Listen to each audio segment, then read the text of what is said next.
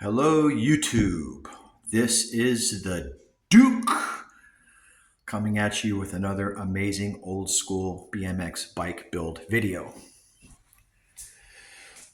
Today, the bike featured is a 1984 Schwinn Predator Freeform B.G. Man, that's a lot to take in. So it's no secret I have quite a few Schwinns in my collection. I think they're amazing bikes for the value, as I've said before in my previous Schwinn videos. This is a lower end Schwinn that did not come with brakes.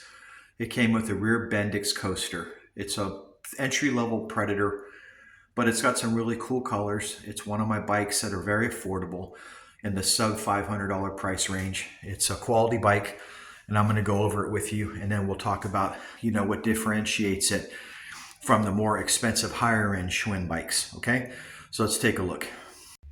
All right, folks. Black and pink. Yes, we know pink was big in this era because we have the pink Trickstar. So pink Edwins, pink, polos, pink shirts. Men were wearing pink back in the 80s. This particular bike comes with a set of KKT Lightnings. Period correct. All right. Has an anodized seat post clamp, an Aero Royal seat, and your classic Schwinn parts. Now, what makes this different than the higher end Schwinn bikes? Well, I'll tell you right now, this is a mild steel frame. This is not 4130 chromoly. This has an entry level quill stem and a very small set of handlebars. This bike was a lot less money to produce. You got steel wheels as well. Like I said, you've got no freewheel. You don't even have brakes on this bike. You have a rear Bendix. So it's a very basic bread and butter bike that was an entry level. And it was called the Freeform Bing, BG, whatever you want to call it. Okay, so I have a similar bike over here that I took apart that I'm probably going to rebuild. And this is a Phantom. It's the same type of entry-level bike, and this one is done in aquamarine blue.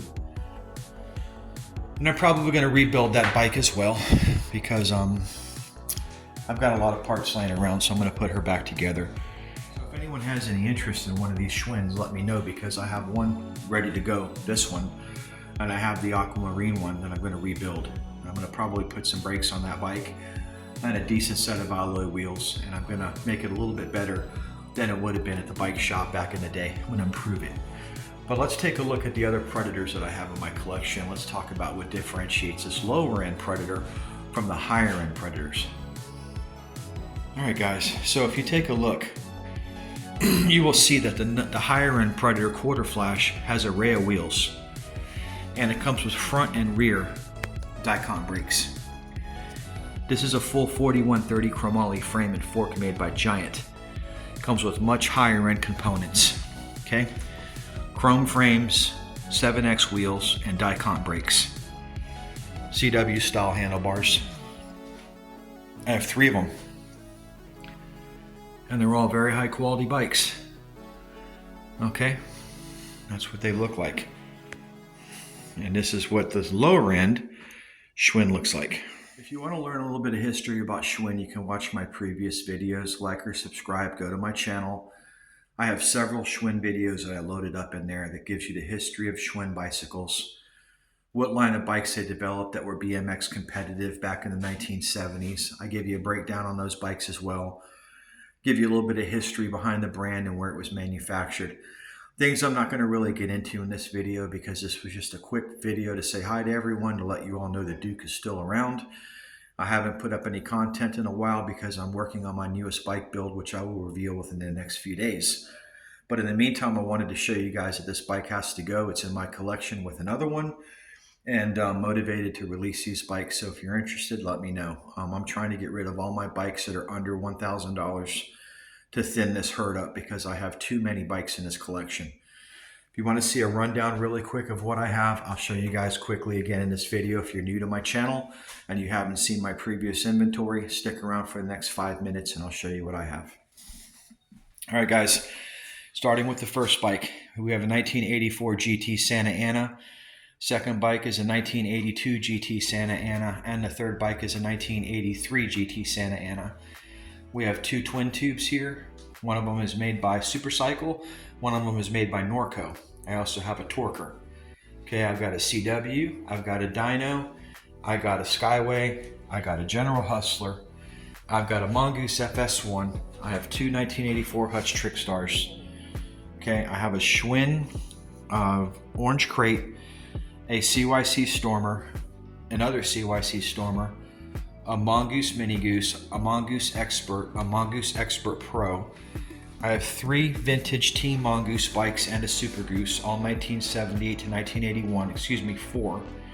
I have four of them. These are all the real deal American made Moore Park and Chatworth bikes. And then I have the three Schwinn Predators that I just showed you, in addition to two Fujis and two Cook Brother racing bikes, okay, which I just finished.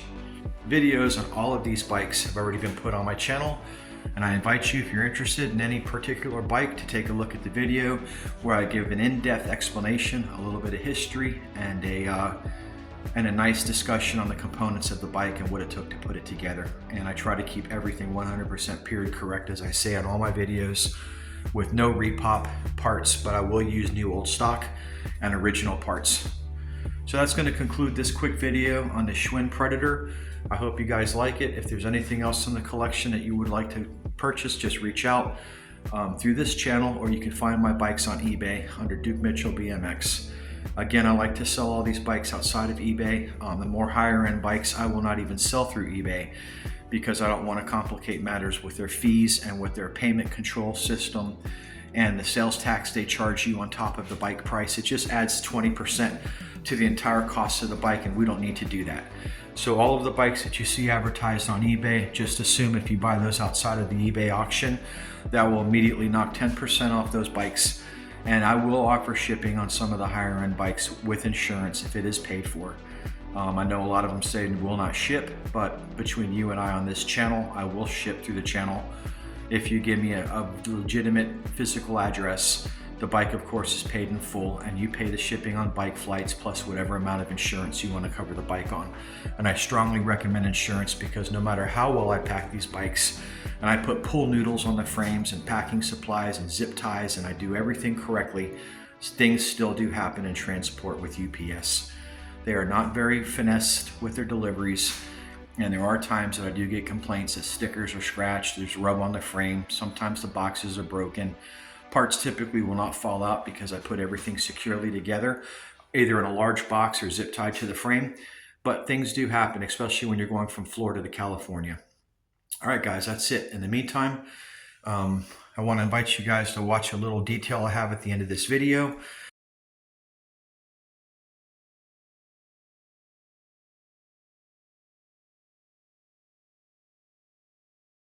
To this world, they have vested interest in keeping it quiet. The cult of Baal, B-A-B-A-L. My family masqueraded themselves as Jewish publicly. No, they're not. But behind closed doors, they're the synagogue of Satan. Passover dinners, when I was drugged, would admit, we are Satanists. There you go, people. You guys have to see this. So, I am here with Anya Wick. Anya Wick. Niece. And I've been watching